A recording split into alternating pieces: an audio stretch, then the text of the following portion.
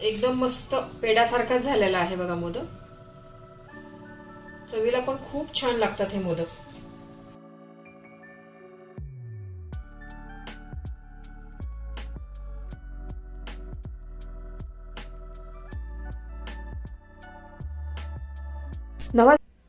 नमस्कार, मी कविताच टेस्टी फूडमध्ये सर्व खवय्यांचे पुन्हा एकदा स्वागत करते. आज आपण अशा प्रकारचे मोदक बनवणार आहोत ज्यामध्ये दूध, तूप, खवा काहीच वापरलेला नाही.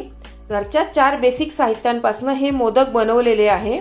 तरीही तोंडात टाकताच विरघळणारे हे मोदक चवीला खूपच छान लागतात आणि बनवायलाही खूप सोपे आहे. याआधी मोदकाच्या काही रेसिपी मी आपल्या चॅनलवर अपलोड केलेल्या आहे, जसे काजू मोदक, खजूर मोदक, पपई मोदक, चॉकलेट मोदक, गव्हाच्या पिठाचे मोदक यांची लिंक डिस्क्रिप्शन बॉक्समध्ये दिलेली आहे. चला तर हे हेल्दी पौष्टिक मोदक कसे करायचे ते पाहूया. तुम्ही या चॅनलला अजून सबस्क्राईब केले नसेल तर जरूर सबस्क्राईब करा, ते निशुल्क आहे. यासाठी लागणारं साहित्य इथे मी 1 वाटी डेसिकेटेड कोकोनट घेतलेला आहे. तुम्ही रेग्युलर आपल्या घरचं खोबरं असतं ना, ते किसून घेतलं तरीही चालेल. 1 वाटी तीळ, 1 वाटी शेंगदाणे, 1 वाटी गूळ, वेलची जायफळची पूड, 1 वाटी तळलेला डिंक. गॅसवर पॅन गरम करायला ठेवलेला आहे. याच्यामध्ये मी आता तीळ भाजून घेते. हे सर्व पदार्थ आहे ना आपल्याला मीडियम गॅसवर ना चांगले खरपूस भाजून घ्यायचे आहे. मीडियम गॅसवरच मी हे तीळ बघा भाजून घेतलेले आहे. तीळ ना चांगले असे चटचट उडायला लागलेले आहे बघा. मस्त खमंग भाजून घेतलेले आहे. अजिबात मोठ्या गॅसवर तीळ भाजू नका, नाहीतर मग करपट वास येतो. मग त्याचा तीळ चांगले फुलले आहे बघा. यात आपले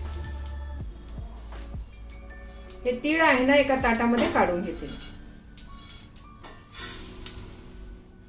याच पॅन मध्ये ना आता मी खोबरं पण भाजून घेते. हे खोबरं पण ना आपल्याला बारीक गॅसवरच भाजायचं आहे. याचा ना कलर नाही बदलू द्यायचा आहे आपल्याला. खोबरं पण आपल्याला छान भाजून झालेलं आहे. हे पण त्याच ताटामध्ये काढून घेते ज्याच्यात आपण तीळ काढलेले आहे. त्याच पॅन मध्ये आता शेंगदाणे पण मी भाजून घेते. शेंगदाणे पण असे चांगले खमंग भाजून घ्यायचे आपल्याला. शेंगदाणे पण बघा आपले छान मस्त खरपूस भाजलेले आहे. पूर्ण शेंगदाणे ना मी मंद गॅसवरच भाजलेले आहे. हे पण एका प्लेट मध्ये काढून घेते मी आता. आणि सर्व साहित्य आपण आता गार करून घेऊया. सर्व साहित्य ना मी गार करून घेतलेलं आहे. या शेंगदाण्याचे हे साल आहे ना हे पण काढून घ्यायचे आहे आपल्याला. हे असे चोळून घेतलेले आहे बघा. आणि हे साल वेगळे करण्याची एक नवीन पद्धत तुम्हाला दाखवते मी. हे बघा, हे चाळणीमध्ये टाकले ना पूर्ण सालटे आहे ना खाली निघतात आणि वरती ना चांगले शेंगदाणेच राहतात. पूर्ण घरात आपल्या कचरा पण होत नाही, छान व्यवस्थित साफ होतात बघा.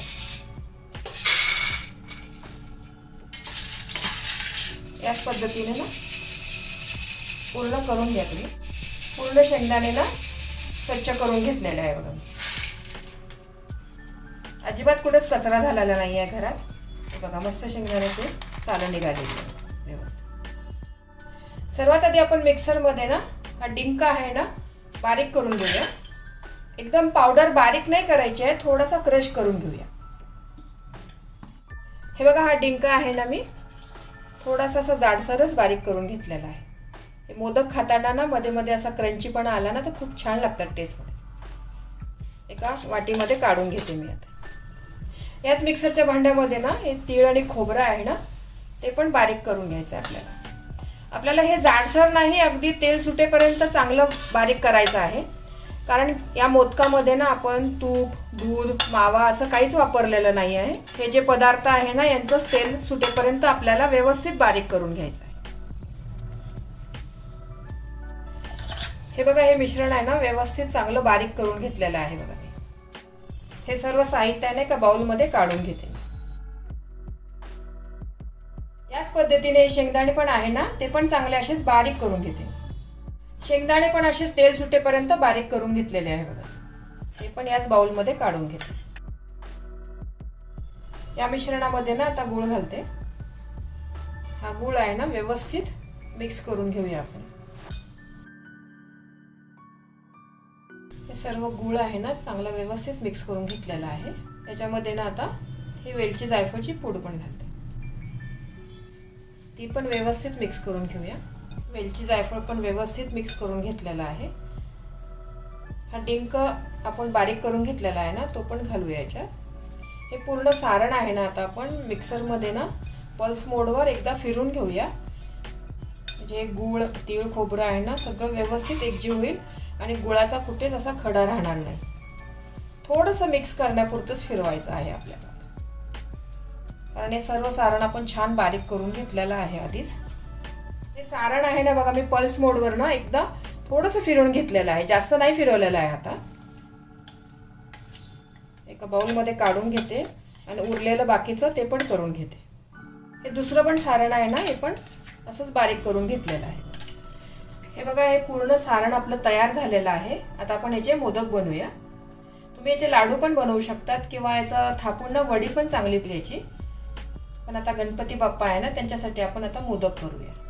मोदक बनवण्यासाठी असे मोल्ड आहे बघा, हे भांड्यांच्या दुकानात सहज मिळतात किंवा ऑनलाईन पण मिळतात बघा. हे तर तुम्ही हे कशाचा पण वापर करू शकता. तुम्हाला लहान करायचे असेल तर तुम्ही हे छोटे घ्या, मोठे करायचे असेल तर याचा पण वापर करू शकता. आज मी याचा वापर करणार आहे. त्याच्यामध्ये हे सारण आहे ना, व्यवस्थित दाबून दाबून भरा तुम्ही असं, म्हणजे मोदकाला ना आकार खूप छान येतो.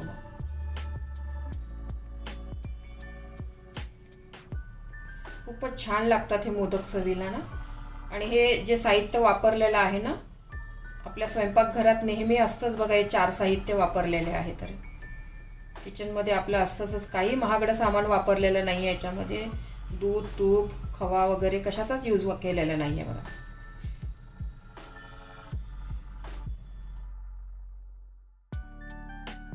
हे बघा किती मस्त मोदक तयार झालेला आहे बघा. आणि मोदक काढताना ना तुम्ही नेहमी खाल्लं काढा, म्हणजे त्याचा आकार आहे ना तो बदलत नाही, व्यवस्थित राहतो मोदकाचा आकार.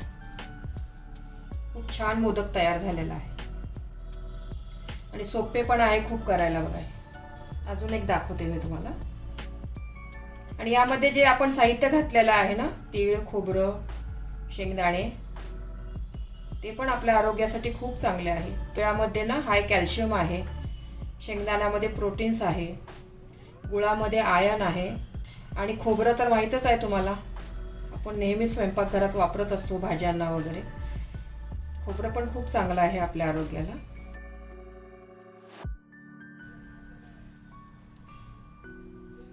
पटापटा मस्त मोदक तयार होत आहे बघा आपले.